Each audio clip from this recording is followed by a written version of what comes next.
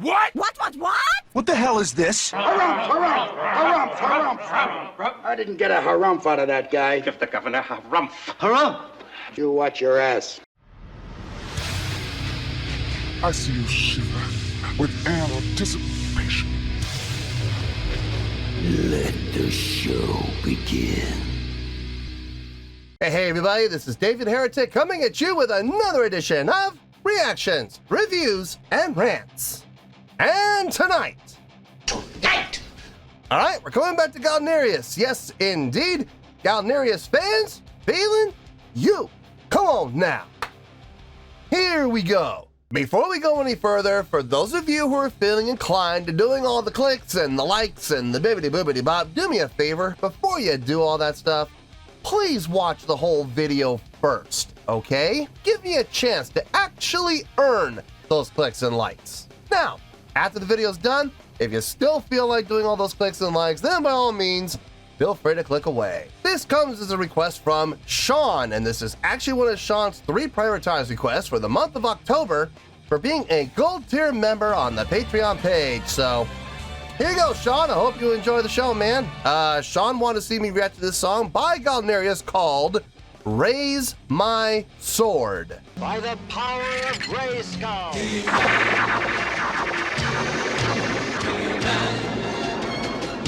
Now, have I heard the song before? No, I have not. To the best of my knowledge, this does not resonate with me in any way, shape, or form. However, there's always a possibility I may have heard the song in passing and I just don't realize it. So as always, if I start listening to the song and I suddenly go, wait a second, I recognize this song, I'll let you know. That's the truth. You know me, I'm gonna be honest with you guys. This was posted by Nekuzokana. Sure, why not? We'll go with that. And the video has 15,000 views. It'll get you there. Other than that, there's really nothing else left to say. A link to the original video will be down below in the video description for your viewing pleasure at your leisure. Let's get started. What do you say? Are you ready? Are you ready? Because here we go. All right, here we go. Galneryus, Raise My Sword, live from Just Play to the Sky. What could we do for you? Cool. All right, let's do this. All right, boy, let's do this.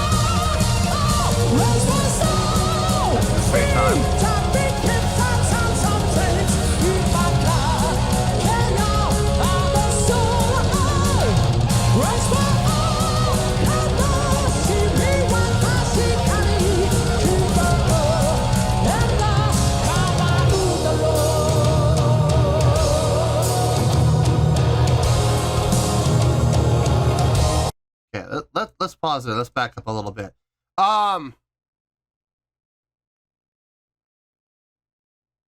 Yeah. Not the most impressive song I've heard from them. If I'm being honest, I've heard more impressive songs from them from a songwriting standpoint. But having said that, I'm digging the feel of the song, man. I absolutely am. It's because it's a little more simple. It's a little more stripped down in its songwriting. It's able to focus more on delivery. It's able to focus more on emotional impact. And it's able to focus more on the power and the feel and the drive of the song, which I absolutely appreciate. I noticed in the pre-chorus they went into that halftime feel. And I know a lot of people going, what do you mean halftime? They're playing so fast, how can you tell? I can tell you exactly how I can tell. For starters, the drummer playing on the snare, that's the dead giveaway. The snare is absolutely the giveaway. He's playing on 1, 2, 3, 4, 1, 2, 3, 4 on the snare, except when he went into that pre-chorus, and then it switched from 1, 2, 3, 4 to just 2 and 4. Bad, bad, bad, bad, bad. And then he goes back into the chorus. 1, 2, 3, 4. 1, 2, 3, 4. So there was that halftime feel. When I say that was halftime, no, because the tempo didn't actually change. We didn't actually go from 180 to 90. We didn't actually do that. It was still at 180. Just the feel of what was happening when the drums changed. So that was really smart. Loved that little diversion, that little breakup. That was really nice. I have a lot more I want to talk about. A lot more. But I'm going to hold off on it for right now. Let's get back into the song, shall we?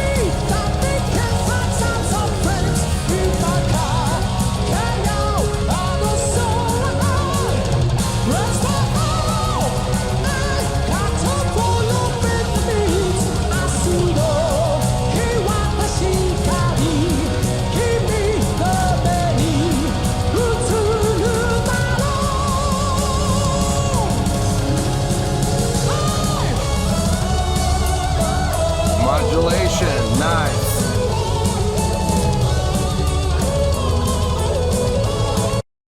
Got that modulation moving up. I think it was a full step. Let me see if I'm right about that.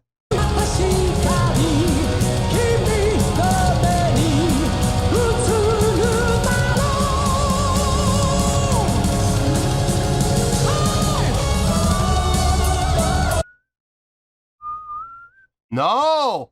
Moving up a third. Okay. Okay. Moving up a full third, a major third to boot. So 4 semitones up. Interesting modulation. I didn't think they were gonna move a third. I was thinking they were gonna move up a full step. Maybe possibly up a minor third, but no, they went up a whole major third. 4 whole semitones. Good on them. Good on them. That's not always easy to make work. So excellent job on their part. They made it smooth. That middle section, the breakdown. I'm not 100% sure what it was. I want to say, and this is going to sound weird, I want to say it was 15/16. But I know I'm wrong. But that's what I was counting, though, but I know I'm wrong. I know I am. I don't know what it was.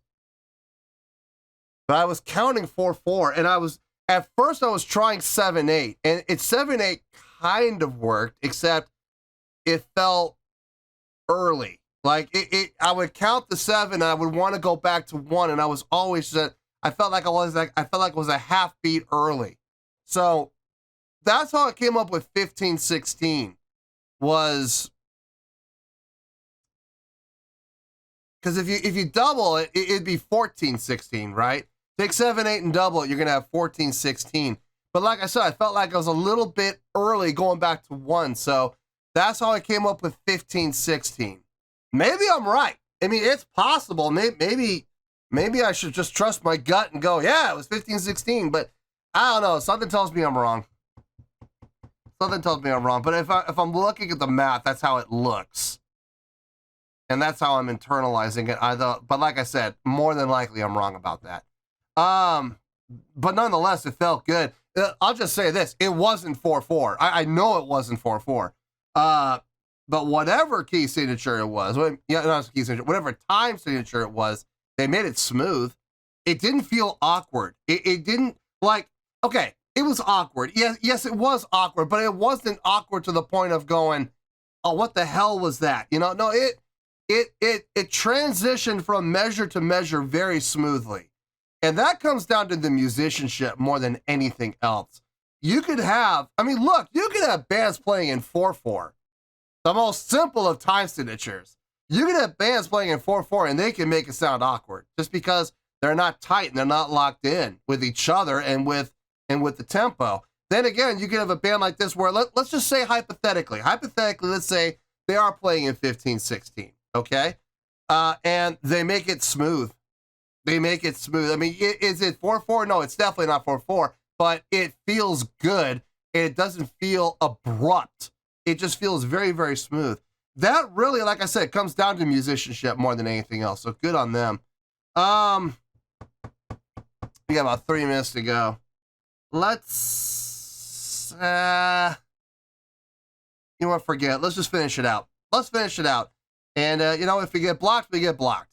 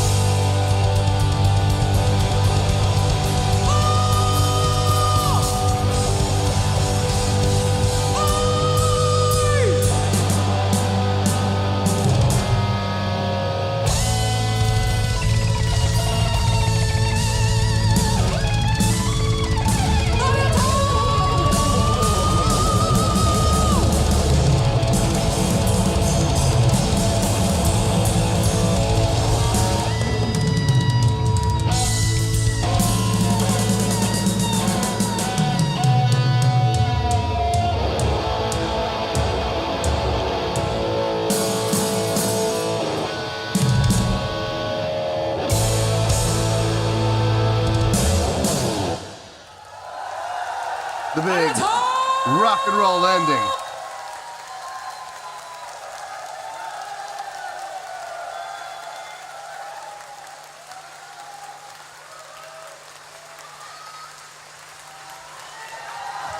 Yeah, throw those guitar picks. Throw them. Chuck them. Huck them. There you go.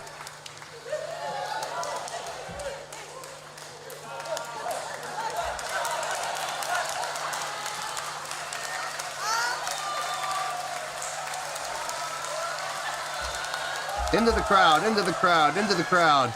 One for you, one for you, one for you.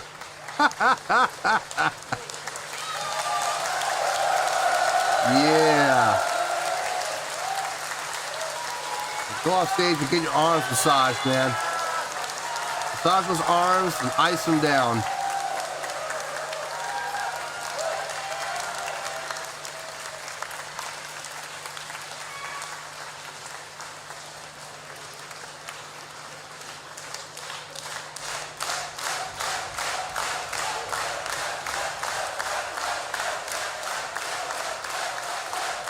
Hey, well, house lights haven't come up yet. The house lights haven't come up yet. So that might have been the last song of the set. And of course, you know, they go off stage, the crowd makes a bunch of noise. 30 seconds later, they come back out. Oh, you want a little more? You know, type of thing. And they come out and do their encores. I have a feeling that's where we are. Because like I said, if the house lights had come up, I would say show's over. You know, that's the dead giveaway. When the house lights come up, that's it. I want to keep these reviews as short as possible. I don't want, you know, half-hour long reviews, but you know what? If it deserves it, it's going to get it. I'm going to try to keep it short as possible, but there's a lot I want to talk about. So get comfortable. We may be here for a while. Let me get my thoughts together. I'll see you in the review, and we'll talk about it. Well, there you go, folks. That was Galneryus with Raise My Sword. This was a request from Sean, and this was actually one of Sean's 3 prioritized requests for the month of October for being a gold tier member on the Patreon page. So there you go, Sean. I hope you enjoyed the show, man. I'm just going to warn everybody right up front, okay? This is not going to be a short review. It's not going to be one of these, you know, usual 5-minute or 5 to 10 minute reviews. Maybe 10, maybe, but I doubt it. There's a lot to say. There's a lot to talk about.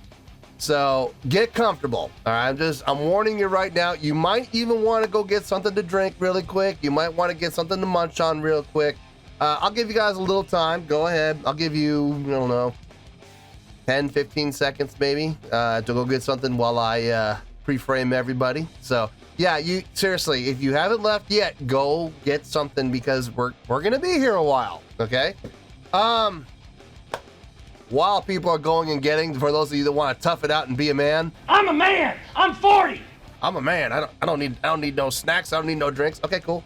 Hey, look, I'm not judging. But while we are waiting for those people to come back with their snacks and their drinks, hope everybody's enjoying the channel. Anybody know any good jokes while we wait? Good Lord. Okay, you know what? Here's what we're gonna do. I'm gonna do all the pre-framing while everybody's getting something to eat or drink. Okay, so when they come back, they can always rewind and see what they missed. Okay, so I have a score. Now, I know people, you know, listen, scoring is subjective. That's what people, you know, believe. I believe my scoring is actually objective. I like to keep everything in perspective. I try to keep my own personal feelings and my own personal emotions out of it. And I try to just be as objective as I possibly can when it comes to my scoring. Okay, I try to do my best there. Having said that, I am human, and human beings make mistakes. We are flawed creatures. So, you know, if people don't necessarily agree with my scoring, that's okay. Look, everyone's entitled to their opinion. I'm not trying to take anybody's opinion away from them. And by that right, please don't try to take my opinion away from me, okay? By now, hopefully everybody's back from getting their snacks and their drinks and stuff like that. You might want to go back, rewind a little bit and see what I just said, if that's the case. Now, let's get to the score, okay? But before I do, this is why I was leading up. Everybody believes that their favorite band deserves 9s and 10s. Okay, well, first of all, 10s don't exist. You know, not for technique, not for talent, not for impressiveness. I will never give a 10 for that. I do give 10s for humanitarian reasons. Like if an artist writes a song to, you know, help promote a charity, or, you know, they write a song about an event or something like that, you know, a tragedy or something like that, and they're writing the song to raise money to, you know, help with that tragedy or whatever. That deserves a 10, absolutely, hands down, all day long. Okay, now, if we're talking about songwriting and talent and ability, I believe personally that there is no such thing as perfection. You can always improve. You can always get better. You can always make it stronger, faster, cleaner. I believe there's always ways to improve. Okay, so 10's impossible. 9s, it's hard to get a 9. It is, and this is where this is leading up to. I've given Galneryus several 9s because I've been impressed with them. But here's the problem with that, okay? When a band comes along like Galneryus, or I'll use another band for an example, like Nightwish. They come along and they get 9s frequently, okay? Now here's the problem with that. Every time the band gets a 9, the level of expectation gets raised, which is going to make it a little bit tougher to get a 9 on the next one. So here's my level of expectation. Here comes Galneryus. Bam! Way up here. Well, there goes my level of expectation. And then they come along with another one. Bam! Well, there goes my level of expectation. Here comes another one. Bam! And now watch what happens. Here's my level of expectation. Now I expect nothing less than this. Do you see what I'm saying? Every time they've gotten a 9, my level of expectation has raised a little bit until now we're here. And if we do not deliver on this level, then not only is it not going to get a 9, it's going to be a disappointment. And there's a very good chance it may not even get an 8. So my point is this. You start off getting all these 9s, and that's wonderful and that's great. But understand that when a band comes along, like Galneryus does, and they get a bunch of 9s and high 8s, I expect nothing less than high 8s and 9s. And when it doesn't deliver, it's going to come way down, okay? So for those of people who are expecting like a 9.9 or a 9.8 or a 9.7, I got some bad news for you. It's not going to happen because in my personal opinion, I don't think it delivered on that level. I just don't think it did. Now, having said that, now I can finally give the score. Hopefully everybody understands where I'm coming from when I give the score, so people won't come after me and try to rip my head off, all right? Anyway, because I'm not going to apologize for it. Listen, I'm going to give the score, and it's the score I feel it deserves. And if you don't like it, tough. Too bad. I'm sorry, but too bad. It's my score. It's my show. I'm going to give what I want to give it. And I'm going to be objective about it, not subjective. I'm going to be objective about it. Now, let's get to the score. On a scale of 1 to 10, may not be a 9.8, but it's up there. I'm going to give that a 9.0.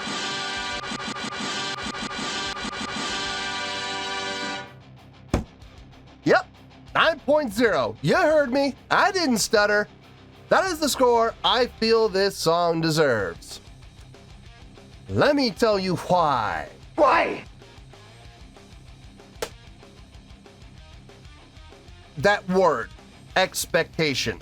I want everybody to ingrain that word into their minds for the next 15, 20 minutes or so, okay? I really want you guys to focus on that word, because if you do focus on that word and you focus on taking that word and applying that word to what I'm going to talk about for the next 15, 20 minutes, it's going to make a lot more sense, and it's probably going to make that a much easier pill to swallow.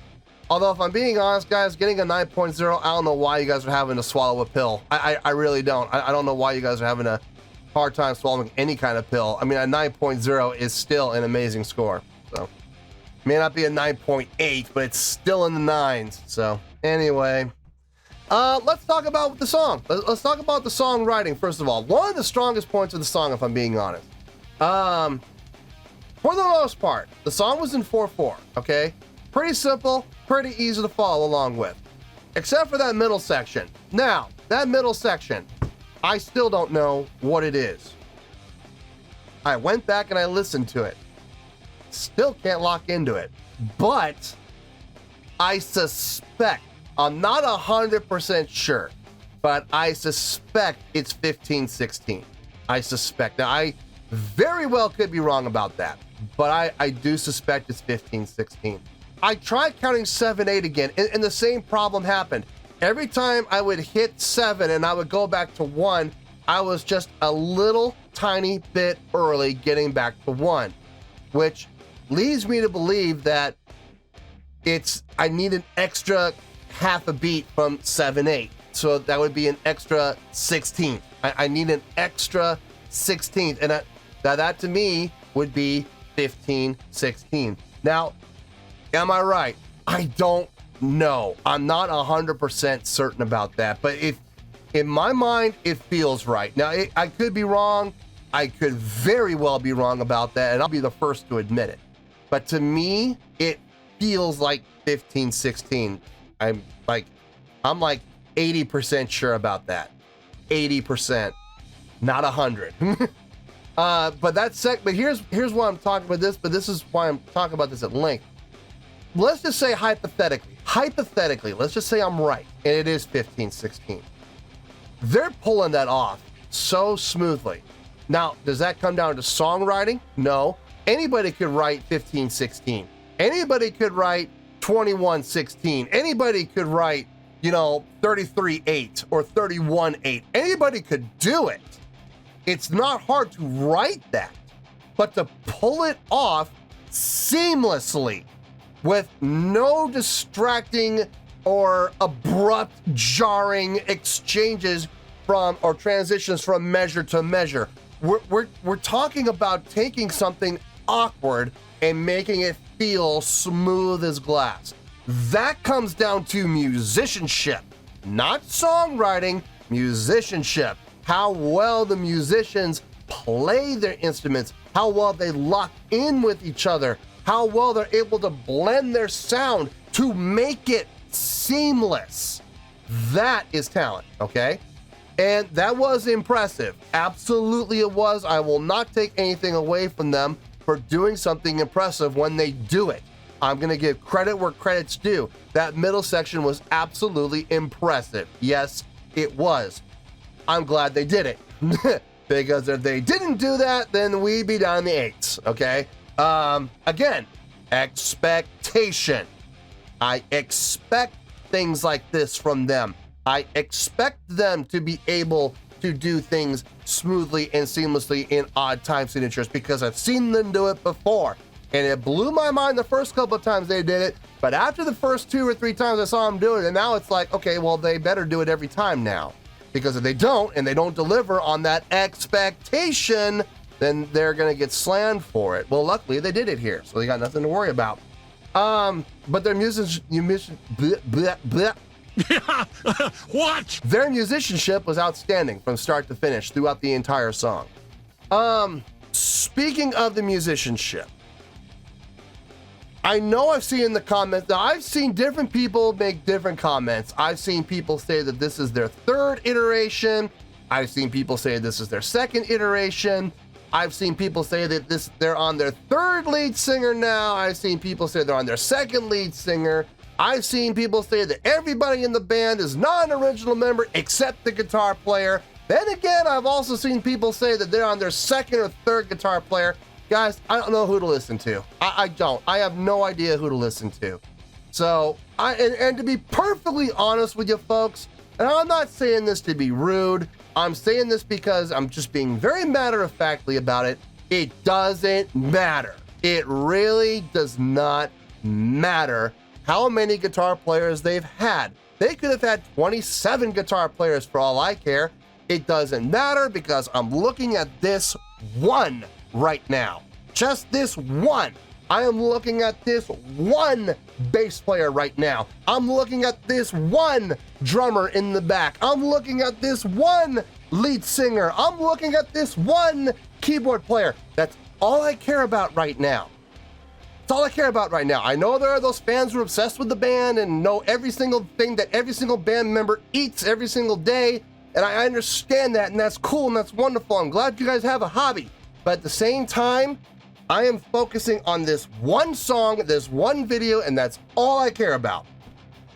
Having said that, I think this is my second or third iteration of this band that I've seen. This version of the band.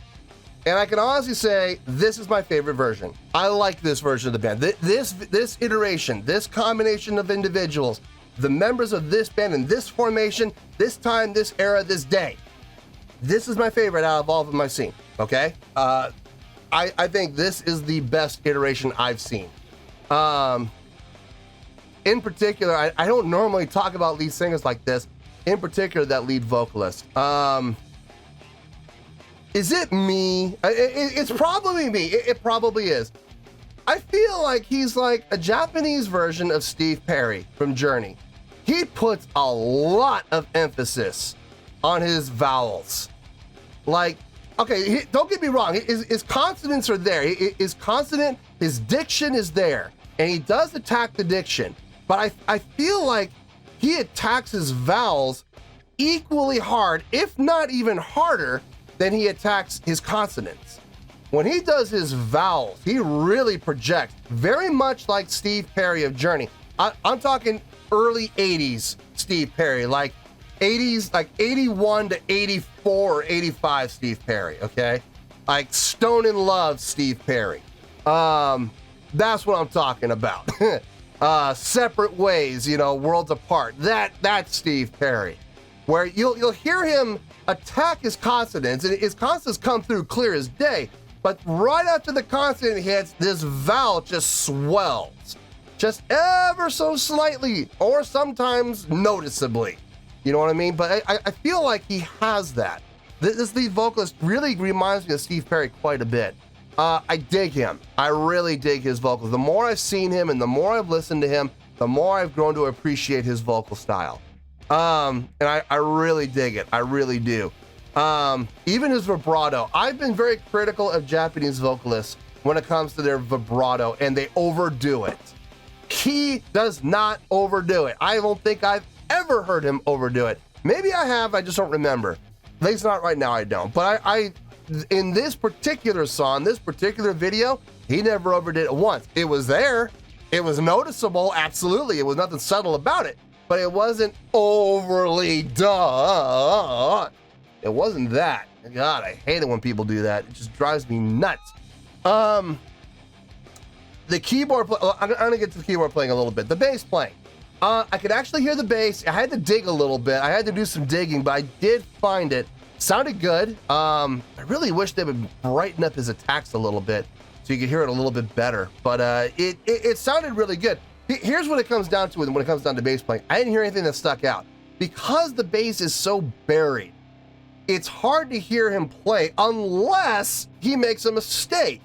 Like now, if you're listening to a band, the bass is being buried, all of a sudden you hear the bass stick out like a sore thumb, that means the bass player made a mistake because it's stuck out from the rest of the band. So now it's noticeable. I never heard anything of the sort when it came to the bass here. And I was watching his fingering, man. He had some great galloping going in there, using all three fingers, sometimes even all four fingers with his fingering. I can appreciate that. I love playing with three fingers, man. I do. Four, I struggle a little bit when it comes to four. My pinky and in particular, my ring.